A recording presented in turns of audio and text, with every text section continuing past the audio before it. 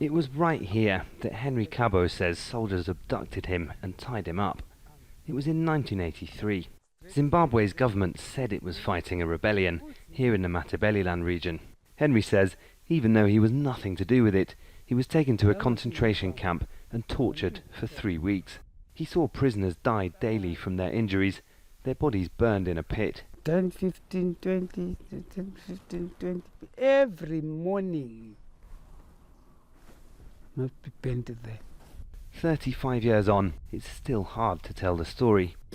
He says he narrowly survived when soldiers tried to execute him in a forest and left him for dead. The bullet went here. When Robert Mugabe sent the army to Matabeleland in the 1980s, investigators say at least 20,000 people were killed. Many in the region say the massacres were to suppress the support base of his political rival at the time. Survivors say there's been no justice, and Mugabe was finally forced from power by the army 9 months ago. It led to elections that took place in July. Some people wondered if Zimbabwe's presidential election might bring change. The opposition say it was rigged, the Electoral Commission denies it. And the ruling ZANU-PF party's presidential candidate, incumbent President Emmerson Mnangagwa, was announced the winner.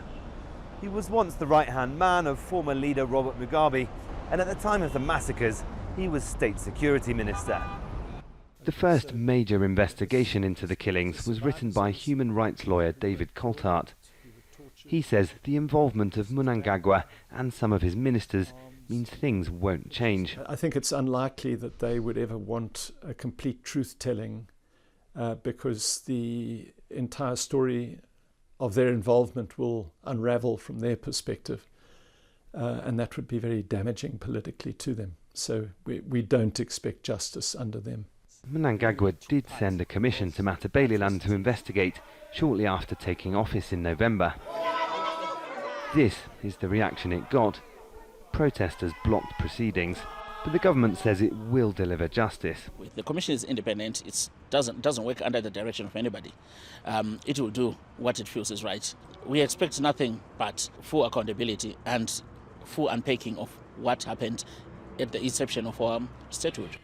Henry and the other survivors are still waiting. He says he just wants an apology from the people who ordered the atrocities and compensation. He doesn't know if he'll ever get it. Malcolm Webb, Al Jazeera, Harare, Zimbabwe.